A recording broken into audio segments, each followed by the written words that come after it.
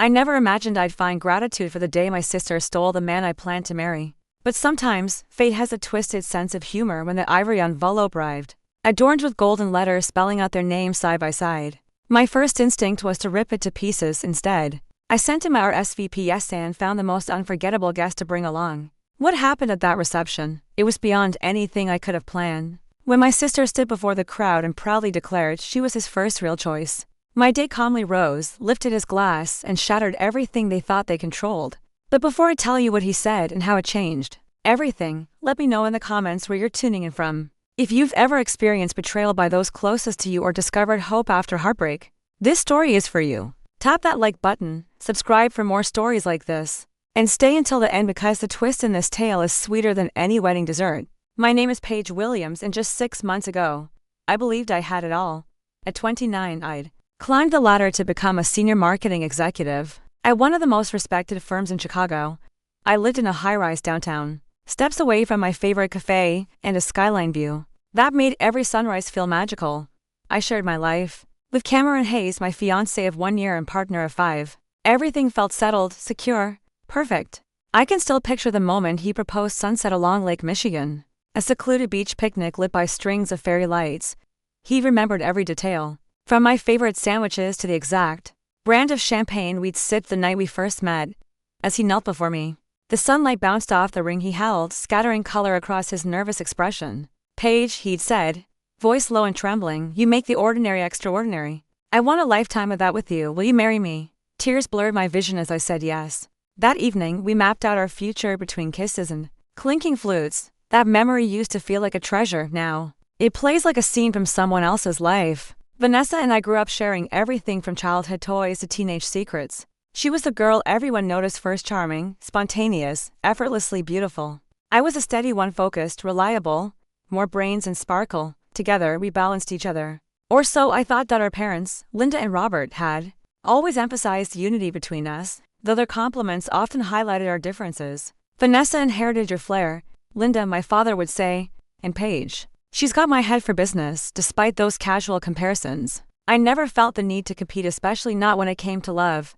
Vanessa and I had entirely different types, or at least, I believe that. Until the day I came home early. I cut a business trip short, hoping to surprise Cameron with bagels from our favorite bakery. I still had the key to his place, since we were keeping our own apartments. Until the wedding, when I let myself in, the space was quiet, but his phone buzzed on the coffee table, lighting up with message after message. I wish I could say I wasn't the type to look, but something told me to, and when I did, the words froze my breath.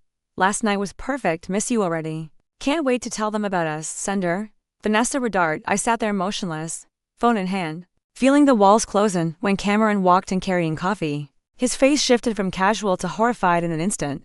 "You're home early," he said, voice tight. "Not early enough, it seems," I answered, calmer than I felt. "How long, Cameron? It's not what you think." "How long?" I asked again. His shoulders slumped as he lowered himself onto the sofa.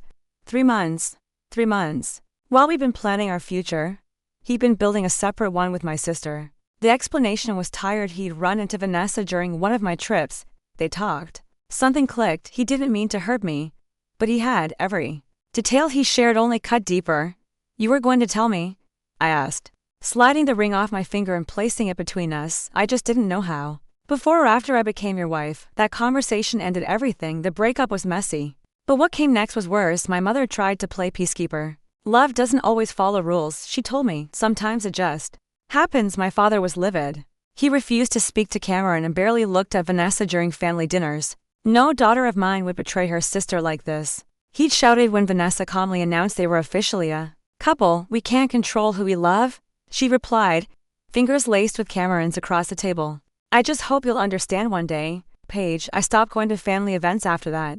The pain was raw, the betrayal too close. Vanessa tried calling, so did Cameron. I blocked them both. I immersed myself in work, in silence, in avoidance. Friends didn't know what to say. There aren't many comforting words for a woman whose sister is marrying her almost husband. The engagement ring sat buried in my dresser drawer. Some days I considered pawning it. Other days, I thought about walking it down to Lake Michigan and letting it sink beneath the waves. But mostly, I avoided even glancing in its direction. Those first months felt endless. I moved to a new apartment, smaller, but mine. I repainted The walls replaced the furniture and tried to scrub away the past. I also accepted a promotion that came with longer hours, but blessed distraction, my boss. Jeffrey Parker was surprisingly empathetic. Heartbreak destroys creativity, he'd told me. But your office will be here when you're ready. Take the time you need. His support meant a lot. But the real lifeline came from someone else entirely, my best friend, Natalie Reynolds. The day after my world came crashing down, Natalie appeared in my apartment like a storm, arms full of chocolate gelato, wine, and unshakable loyalty. We're torching every trace of him, giving you a new look, and flying to an island crawling with six-pack abs and margaritas, she declared, already digging through my wardrobe for anything that screamed Cameron. We didn't end up setting fire to anything. I dropped his things off at a local shelter, and the spontaneous getaway never materialized. Too many deadlines at work. But I did take her advice on one thing: therapy. She swore by Dr. Morgan Bennett, so I booked a session that each week became my lifeline. Dr. Bennett had a way of peeling back the layers without pushing. When trust is broken by the people closest to you, she said gently, it doesn't just hurt, it shatters your sense of safety. Let yourself feel. No filters, no guilt. I wanted to feel whole again. I even tried dipping my toe into dating, agreeing to meet a few people friends recommended. But trust had become a stranger. I scrutinized every message, second-guessed every smile. One evening ended in disaster when I snapped at a perfectly kind guy for talking too long to our waitress. Clearly, I wasn't ready. But at least I was trying. Then, the envelope arrived. It was a Tuesday. The mail held a single ivory envelope with gold foiled script that caught the morning light. Heavy paper, elegant font, and the name Miss Paige Williams in guest scrawled in flawless handwriting. Inside was an ornate invitation to the upcoming wedding of Vanessa Williams and Cameron Hayes. Just 5 weeks away, 5 weeks. 9 months since the betrayal. Now, they wanted me to smile at their celebration. Tucked alongside was a handwritten note on Vanessa's signature stationery page. I truly hope you found peace. It would mean the world to me to have my sister there for the most important day of my life. Love always, Vanessa. I felt the oxygen leave the room. Hands shaking, I called Natalie. They invited me, I said as she answered. Who did? Vanessa and Cameron. What? No, they didn't. I'm coming over. She was at my place in 20 minutes. One look at the now crumpled invitation, and she reached for the corkscrew without a word. It's either delusion or a flex, she muttered after a long sip. Either way, absolutely not. But the pressure didn't stop there. My mom started calling daily, voice cracking with guilt. Sweetheart, this division is killing me. If you could find it in your heart to attend, it would mean everything. Even my dad, who had slammed doors and cursed Cameron's name, started wavering. Over lunch, he sighed and said, I'm still angry. But she's my child. I have to walk her down that aisle. You don't owe anyone anything, but if you come, I'll stand beside you. Then Diana called up my cousin, the family's self-appointed gossip hotline. Wasted no time. Everyone's buzzing, and Carol says you'll throw a tantrum. Uncle Phil's betting you won't show because you're still wrecked. That did it. I wasn't going to be the sad ex everyone pitied. I wasn't going to hide in the shadows while they toasted betrayal. I decided I'd show up not to forgive, but to remind them I'd survived. When I told Natalie, she stared at me like I'd lost my mind. You're attending that train wreck. I have to, I said softly. Not for them, for me. Her eyes narrowed. Then we're doing this my way. You're going in there looking like a goddess, sand leaving jaws on the floor. And just like that, Operation Glow Up was born. Natalie created a full-blown makeover schedule.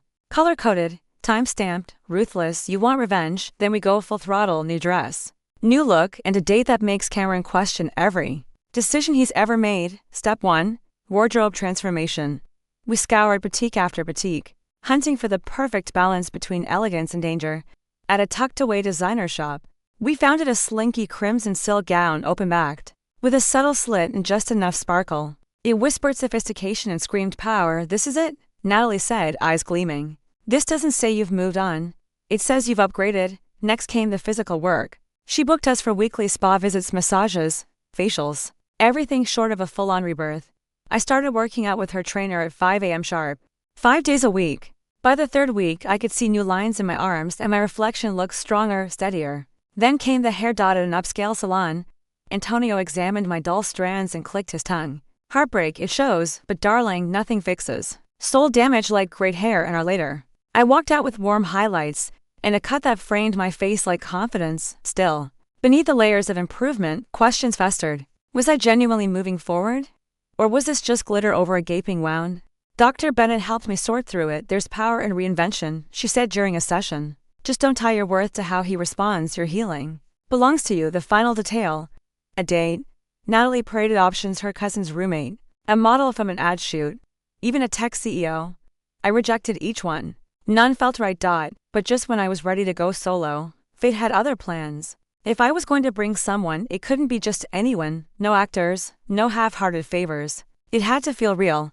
I wasn't about to show up with a rented smile. That felt cheap, forced, insulting to the strength I'd fought so hard to rebuild. Then, 3 weeks before the ceremony, fate stepped in wearing an Armani suit. It was during a charity gala benefiting the Chicago Children's Hospital. My company had purchased a table, and as a lead marketing executive, I was expected to attend. I'd barely settled into small talk with a longtime client when I turned to reach for a canapé, and bam, crashed straight into a stranger, sending a full flute of champagne splashing down the front of his obviously tailored jacket. Mortified, I grabbed a stack of napkins, trying to blot the damage. "Oh no, I'm so sorry," I gasped. He chuckled, brushing my hand aside gently. "Relax, honestly, this suit needed a little personality anyway. It's been far too stiff all evening." That was how I met Maxwell Thompson, tall, dark-haired, with laugh lines that told you he actually enjoyed life. He introduced himself as an architect newly returned to Chicago after years abroad, restoring historic buildings in Europe. "Feels like I'm discovering my hometown all over again," he said, smiling. What started as an apology turned into a conversation that stretched long past dessert. There were no awkward lulls or fake chuckles, just a surprising ease. We realized we had mutual acquaintances, even shared a fondness for an old bookstore tucked away in Wicker Park. It felt natural, unrushed. As the night drew to a close, he asked for my number. "I'd love to continue this over coffee, if you're interested." Coffee turned into dinner the very next evening. That rolled into a weekend afternoon at the Art Institute, wandering through the architecture exhibit like we'd done it 100 times. By our third date, I found myself laughing in a way I hadn't since my world fell apart. It was during dessert at a cozy Italian bistro that I finally told him the whole twisted story. My sister is marrying my ex-fiancé in less than 2 weeks, I admitted, stirring my espresso. "And I'm invited." Maxwell didn't flinch. He leaned forward, brows furrowed thoughtfully. "That sounds complicated. Are you planning to go?" I nodded, explaining everything: the guilt trips, the gossip, the desperate need to reclaim my dignity. When I finished, he reached across the table and gently took my hand. "Let me go with you." I blinked. "Seriously, you'd voluntarily wade into that mess?" He grinned. "1, I'm genuinely enjoying spending time with you. 2, I'm exceptionally good at charming parents and making exes squirm. And 3, this gives us a fantastic excuse for another date." His confidence was disarming. I laughed, more from relief than amusement, and somehow we began planning. We practiced casual backstories, coordinated our outfits for the weekend's events. Matching colors suggest long-term commitment. He teased, "Let them wonder." Even as we turned the whole scenario into a sort of performance, something real began to grow beneath the surface. When I confessed my guilt over using him for revenge, Maxwell shook his head. "I'm not being used," he said softly. "I'm choosing to stand beside you, even if it started for strategic reasons. You're worth knowing, Paige, even in messy moments like this." The wedding weekend arrived like an impending storm. 3 days of back-to-back festivities at a luxury estate outside Chicago. Friday's rooftop welcome party, Saturday's rehearsal dinner, Sunday's morning brunch before the vows. Natalie had warned me I could skip most of it, but Maxwell insisted we embrace the whole charade. "If we're doing this, let's make it unforgettable." We walked into Friday's cocktailer fashionably late. I took a deep breath in the elevator, counting in and out like Dr. Bennett taught me. 5 in, 7 out. The doors opened and there they were, Vanessa, radiant in a white satin cocktail dress. Cameron, by her side, grinning at guests like nothing had ever happened. Maxwell's hand tightened around mine as I stiffened. "Breathe," he whispered, "you've got this." Before I could answer, my mother appeared, sweeping toward us, with tears already glistening in her eyes. "You came," she whispered. Wrapping me in a hug that lasted a beat too long, she stepped back, glancing at Maxwell with surprise and curiosity. "And this is, Mom, this is Maxwell Thompson." "Maxwell, meet my mother, Linda Williams." He took her hand with easy confidence. "A pleasure to finally meet you, Mrs. Williams. Paige speaks so highly of you." Her cheeks flushed at the compliment. "Please, call me Linda." "How did you two meet?" As Maxwell launched into the embellished tale of our champagne encounter, I noticed Cameron watching us across the terrace, tension radiating from his shoulders. He leaned toward Vanessa and murmured something. She whipped her head around, her expression flickering from curiosity to disbelief to carefully staged delight. "Paige, I'm so glad you made it," she called, approaching with artificial warmth. "And you brought company, how nice." Maxwell extended his hand. Maxwell Thompson. I'm Paige's boyfriend.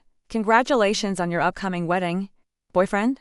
We hadn't agreed on that word. But it didn't feel wrong. Vanessa's smile faltered just briefly before she rallied. Thank you. Cameron, come say hi. Cameron approached slowly, uncertainty in every step. It's good to see you, he said to me, voice low. It means a lot that you're here. I smiled sweetly. Wouldn't miss it. Maxwell stepped forward, extending his hand with a relaxed grin. I've heard a lot about you, Cameron. Their handshake lingered just long enough for the message to be clear. This was going to be a wedding weekend no one would forget. The instant glance told me everything he was measuring, comparing, calculating. And from the look on his face, my companion came out ahead.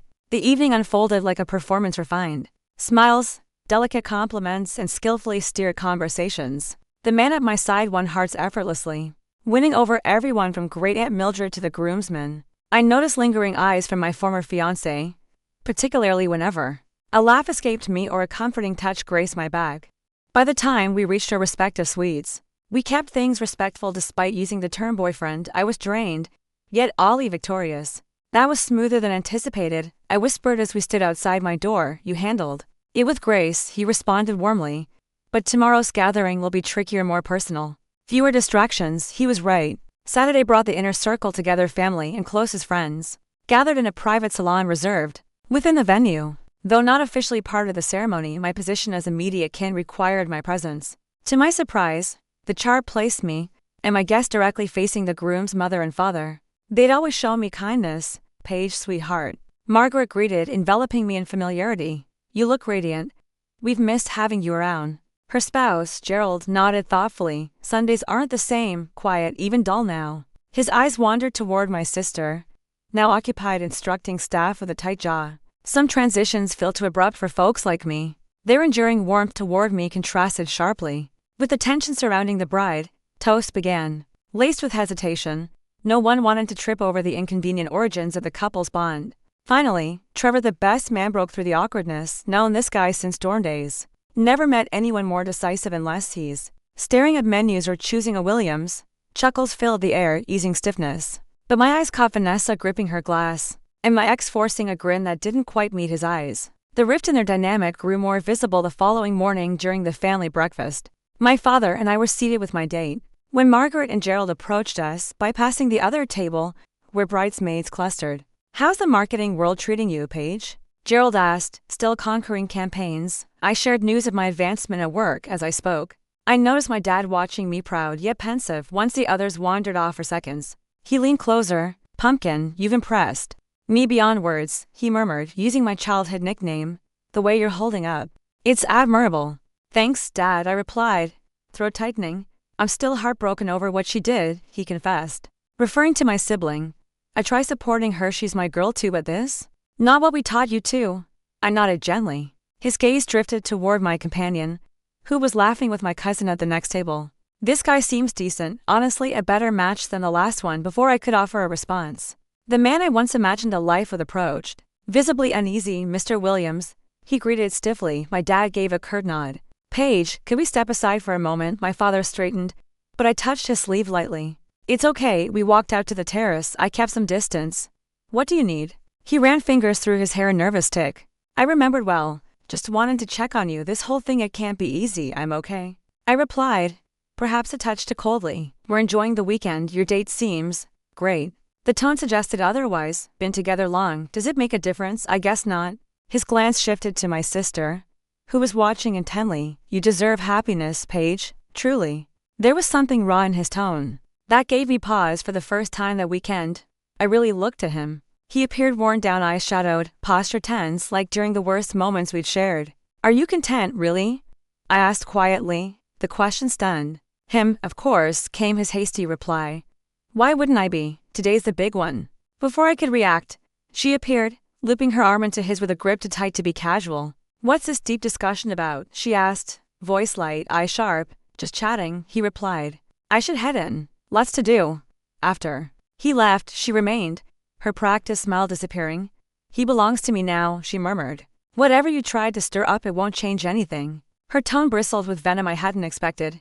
I'm not here to reclaim anything, sure. She scoffed, casting a glance toward my date, still laughing warmly. We'll see. Quite the impressive upgrade you've brought, Vanessa quipped, eyes glinting with a challenge. Interesting timing, don't you think? This isn't some rivalry, I replied evenly, though we both knew that, in her world, everything had always been a scoreboard. She chuckled bitterly. It's always been a rivalry, Paige, you just didn't see it because you were constantly ahead. But not anymore. She spun on her heel, leaving a trail of tension in her wake instead of anger. A hollow ache filled my chest. How did we become this? We once made forts out of blankets, battled playground bullies shoulder to shoulder, and now, we were trading cold jabs during her wedding to the man I once thought I'd marry. Later that night, sleep eluded me. I picked up my phone and typed without overthinking. I don't know if I can face tomorrow. Maxwell replied instantly. Wanna talk? I'm still awake. 20 minutes later, we found ourselves in the vacant hotel bar. Quiet music humming in the background as I swirled a brandy and nursed my doubts. I thought walking in with you would feel triumphant, I admitted, looking amazing, making them squirm. But honestly, it all just feels hollow. Maxwell studied me thoughtfully. Can I share something I haven't told anyone recently? I nodded, curiosity piqued. 3 years ago, I was engaged to, he said softly. Her name was Rebecca. 8 weeks before the big day, I learned she'd been seeing someone from work. Nearly a year. My breath caught. I'm so sorry. He shrugged, but his gaze betrayed the old wound. Didn't attend the ceremony, obviously. We both laughed, easing the heaviness between us. But the reason I'm telling you this, he went on, is because I get it, the urge to show them what they lost. But eventually, you have to ask yourself, is this about them? Or about what you need for yourself? His words struck something deep. I guess it started as a statement like, I'm fine, I've moved on. But now, I think I need closure. I need to be there, not for their sake, for mine. Maxwell reached across the table, his hand warm against mine. Then that's our reason, not revenge, resolution. When he walked me back, our goodnight wasn't strategy. It was real, an unguarded kiss that said more than any toast or outfit ever could. For what it's worth, Maxwell murmured against the silence, I'd still be here, even without all this drama. I'm here because of you, Paige. As I drifted off to sleep, something shifted. Tomorrow wasn't about proving anything, it was about closing the door on a painful chapter and stepping into whatever waited beyond. Morning arrived with perfect skies, as if fate wanted to give them a pretty backdrop. Natalie showed up early, armed with brushes and unwavering support. Still time to make a run for it, she said, laying out an arsenal of cosmetics. I've got flights bookmarked, I'm staying, I said with more certainty than I'd expected. But I appreciate the escape route. She studied me with narrowed eyes. You seem different, lighter. I talked with Maxwell last night about moving on, letting go. Her smirk turned smug. Just the tight, tangled emotion that had taken up residence in my chest for so long had finally begun to unravel.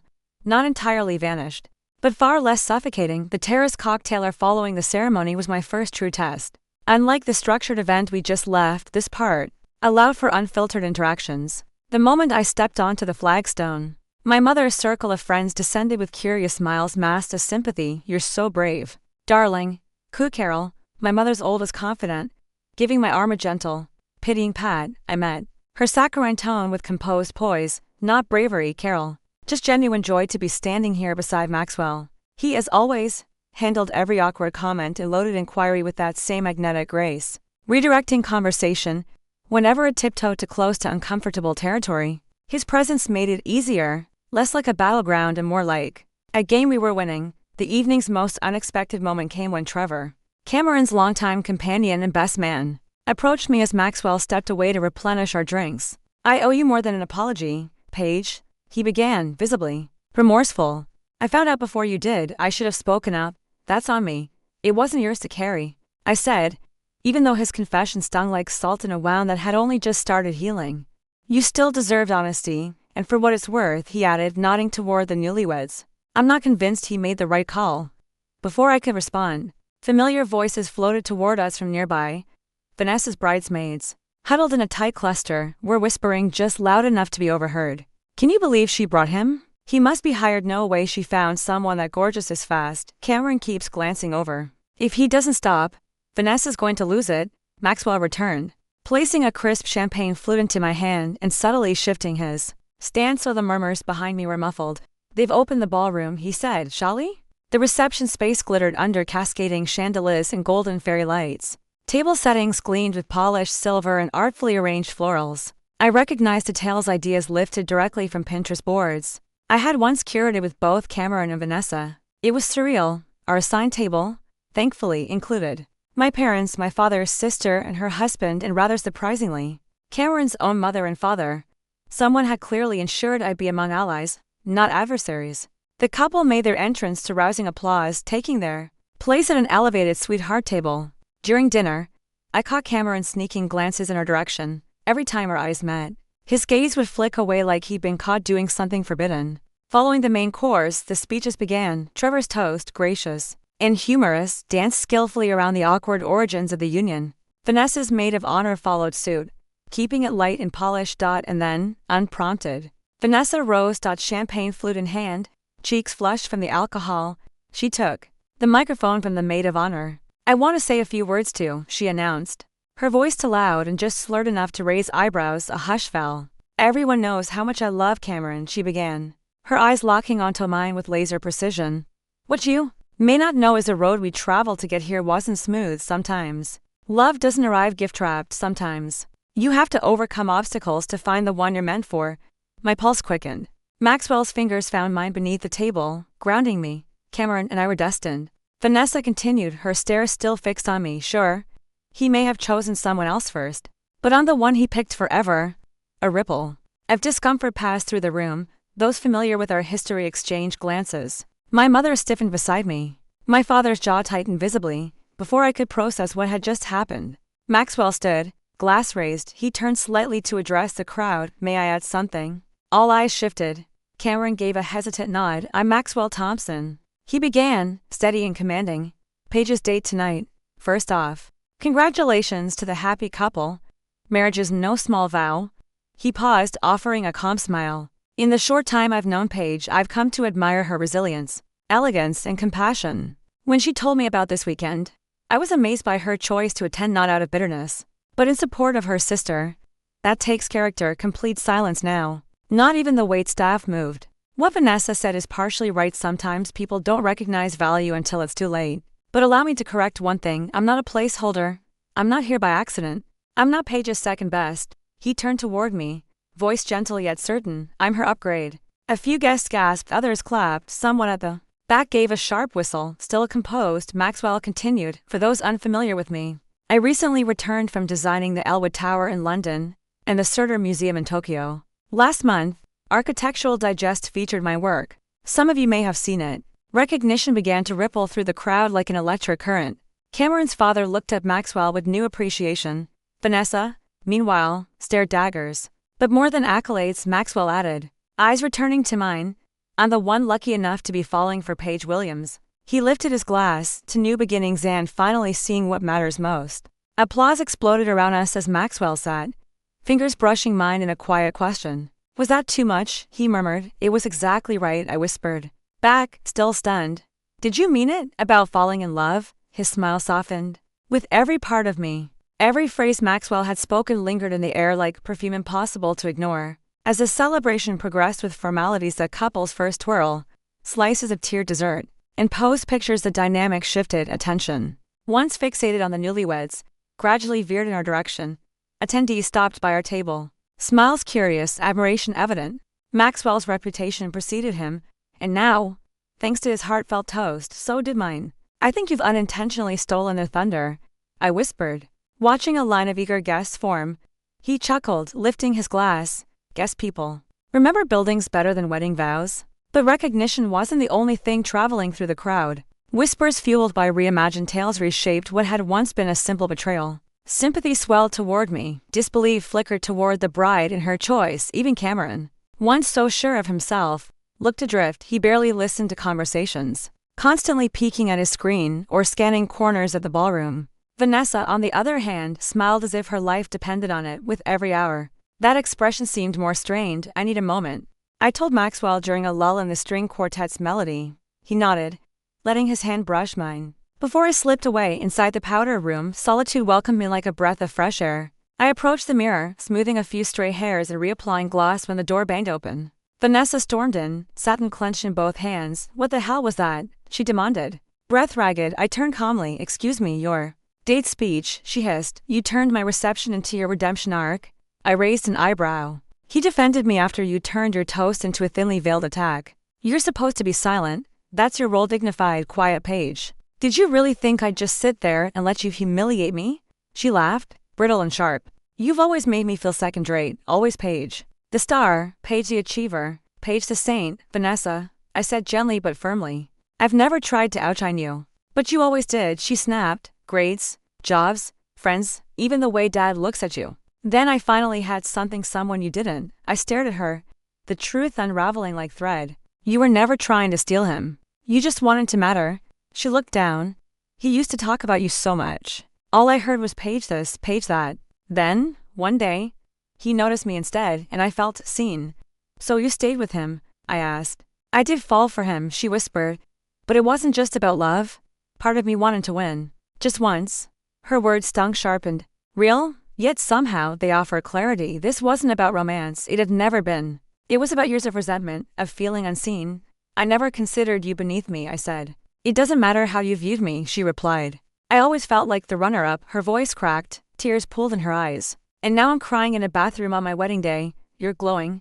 And I'm unraveling. I handed her a tissue. Fix your mascara. You've got a room full of people waiting. She gave a choked laugh, dabbing her eyes. You're still taking care of me. Force of habit, we stood in silence. Years of unspoken grief between us. This wasn't reconciliation, but maybe it was recognition. I should go, she said finally. Vanessa. I called softly. She paused. I hope you find happiness. I mean that. She lingered. He looks at you like you're the only person in the world. Cameron never looked at me like that. Without another word, she disappeared, leaving her admission hanging like smoke. Back at our table, I spotted Maxwell chatting with my father, both relaxed, laughing. The sight pierced me with unexpected warmth. Everything all right? He asked when I returned. I nodded slowly, heart a little lighter. Actually, yes, I think we just had our first honest conversation since childhood. Before he could respond, Cameron appeared hesitant, uneasy. Paige, could I speak with you alone? Maxwell glanced my way. It's okay, I said softly, rising. It's fine, I'll be right back. Cameron guided me to a secluded alcove on the terrace, just out of reach of the glowing chandeliers and drifting music. The hum of distant laughter and the clinking of glasses faded behind us, replaced by a heavy silence that stretched between words neither of us had the courage to say first. He finally broke it, voice lower than usual. Your boyfriend seems like a good guy. He is, I answered without hesitation, meeting his eyes with calm clarity. You deserve someone like that, he added, shifting uneasily. I waited. I know I hurt you badly. What Vanessa said in her speech, that wasn't how I felt. I never saw you as some placeholder. Then why did you walk away? My question came out softly, but the weight behind it had been building for months. I needed the truth, no matter how much it stung. He glanced out at the lantern-lit trees lining the lawn. With you, everything felt secure, predictable. We had plans, timelines, goals. But with Vanessa, he trailed off. She was chaos. I finished for him. He nodded. It felt thrilling, like a risk, like freedom. I thought that's what I needed, and now? His pause said everything. I made vows today. I'll honor them. Surprisingly, I didn't feel hollow. There was no familiar pang in my chest, no longing to rewind time or rewrite history. I hope you find what you're looking for, Cameron. I want that for you, too, he replied, eyes lingering for a moment before he started to reach for my hand, then stopped himself. I'm sorry, Paige, for everything. I gave him a faint smile. I know. As he walked back toward the glowing reception, his tuxedo jacket catching the moonlight, I stood still for a moment longer, breathing in the night air. There was nothing left between us now. The pain had finally dissolved into something quieter. P stopped Maxwell, and I slipped out of the reception soon after. There was no bouquet toss, no dramatic farewell, just the quiet crunch of gravel underfoot, and his warm hand enclosing mine. As we walked toward the valet stand, well, I said with a small smile, that was one way to make an exit. People will be talking for days. He laughed, wrapping his arm around my waist. Let them. What matters is how you feel about tonight. I turned to him, the soft light catching the amber in his eyes. I feel like this whole thing started as make-believe, but somewhere along the line it became something real. Maxwell reached up, gently brushing a loose curl behind my ear. It was never fake for me, he whispered. From the moment you dumped champagne on me, I was a goner. His lips met mine just as the valet pulled up. We slid into the car, windows down, wind tangling my hair, city lights flickering in the distance. For the first time in months, I laughed without effort, without bitterness. Joy had returned unexpectedly, quietly, but completely. A few weeks later, over a simple dinner at Maxwell's loft, my phone buzzed with a message from my mother. They came back early. I read aloud.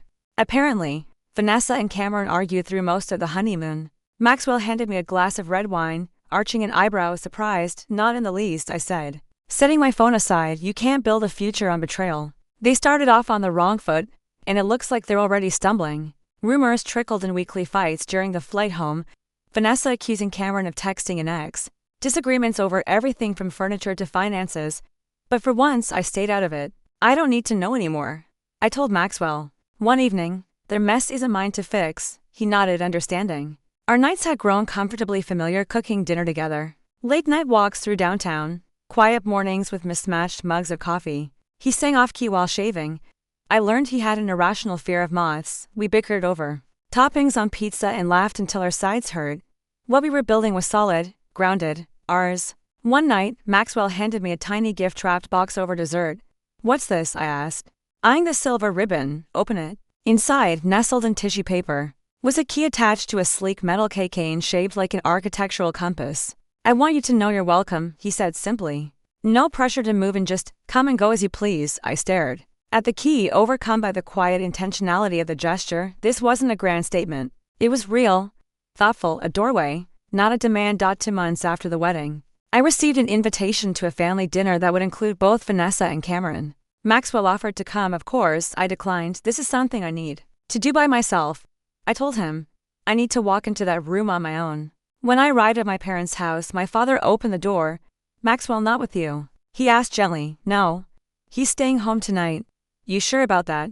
Dad's voice held concern, but also respect, I'm sure, I replied, reaching out to squeeze his hand. Maxwell and I are good. This is about me showing myself I don't need a buffer anymore, and I didn't for the first time in over a year. I stepped into a room with Vanessa and Cameron not as someone recovering from heartbreak, but as someone who had survived it and come out stronger. My connection with Dad had deepened throughout this chaotic journey. Our weekly lunches had become non-negotiable, small, sacred pauses in my schedule where we could freely talk about everything, from work projects to personal growth and family patterns. You amaze me, Pumpkin, he said during one of our recent meetups, using that old nickname that once made me cringe, now wrapping me in a sense of belonging. The dinner itself was stiff, yet respectful. Vanessa and Cameron arrived behind schedule, their tension barely concealed beneath forced smiles. They tried to appear in sync, but their demeanor told a different story. Awkward exchanges, strained politeness, and a noticeable emotional distance. I observed them with a surprising sense of detachment. Their situation belonged to them now, no longer my burden. After the meal, as I helped Mom plate dessert, Vanessa quietly entered the kitchen. He's not with you? She asked, eyeing the empty space beside me. Maxwell had other plans tonight, I answered coolly, arranging cookies in neat circles. She fidgeted with her wedding band, an anxious habit I'd never noticed before. How are things? Great. Thanks for asking, I offered, choosing kindness over old grudges. How was Bora Bora? Beautiful, hot, pricey, she muttered. She picked up a cookie, stared at it, then placed it back down. Cameron had food poisoning halfway through. We spent 3 days barely speaking. I chuckled softly. Despite myself, that's rough, set the tone. Really, she admitted, her eyes lingering on the untouched tray. Marriage is more complicated than I thought. The honesty in her voice surprised me. Vanessa rarely confessed flaws, let alone doubts. Sorry to hear that, I said sincerely beneath all the betrayal. She was still my sibling. Are you? Her voice cracked slightly. After what we did, it wouldn't be strange if you felt satisfied we're struggling. I paused. No part of me takes joy in your unhappiness. What happened hurt, yes, I'm working through it. But wishing misery on you both, that's not me, she nodded, visibly surprised by my response. That's incredibly generous. I don't know if I'd be capable of that level of grace. I'm trying, I said gently. Dr. Bennett says I can set boundaries without cutting people off entirely. Maybe I need someone like that, she murmured, mostly to herself. It helps, I offered, reaching for a slip of paper. If you ever want to talk. She's excellent. Vanessa blinked, caught off guard by the gesture. I'll think about it. It wasn't a magical reconciliation, not forgiveness, not quite. But it was honest, real, the start of something new, less rivalry, more recognition of our differences. 3 months later, at my parents' anniversary celebration, Maxwell knelt on the grass beneath fairy lights and proposed. No flash, no spectacle, just sincerity. Paige Williams, he said, his eyes never leaving mine. I know we're not following conventional timelines, but I've never felt more sure about anything in my life than I do about us. The ring he held wasn't the classic solitaire Cameron once chose. This was distinctive, a sapphire nestled in a halo of tiny diamonds. elegant and bold, much like our bond. I'm not rushing anything, Maxwell continued. We can take our time. I just want the world to know I choose you, today, tomorrow, always. Will you marry me? It wasn't flashy, but it was perfect, a proposal rooted in truth and mutual respect. Yes, I said, emotion catching in my throat. But I want a long engagement. How long are we talking? He teased, sliding the ring onto my finger. Long enough to be certain. Long enough to keep building something. Steady. We've already started, he whispered, pressing a kiss to my forehead as applause broke out around us. That night, as we drove home beneath a canopy of city lights, I reflected on the improbable path that led us here. Half a year ago, I had been shattered, betrayed by two people I trusted most. Now, I felt more whole than I ever had.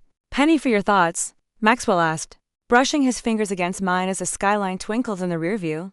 I was just thinking, how sometimes the hardest things lead to the best ones, I smiled, resting my head against the window. If Vanessa hadn't mailed that invitation, we still would have found each other, he said with certainty. Different place, different time, doesn't matter. You were meant to be in my life. As we began envisioning our life together, I started to believe it. The pain I'd once thought would break me has shaped me, instead teaching me to honor my worth, embrace love without pretense, and say no to the roles I was never meant to play. Vanessa had taken my fiancé and mailed me an invitation that was meant to seal her triumph. But all it did was spark the beginning of my favorite chapter. A chapter no longer written with bitterness or rivalry, but with clarity, healing, and something real. And if you're reading this after heartbreak, betrayal, or loss, wondering if peace or joy is still ahead, know that it is, and sometimes it's better than anything you ever imagined. So tell me, has pain ever led you somewhere beautiful? Drop your story in the comments, and if this journey resonated with you, give it a like, subscribe for more true life transformations, and share this with someone who might need it. Remember, endings aren't always finals, they're often the start of something extraordinary.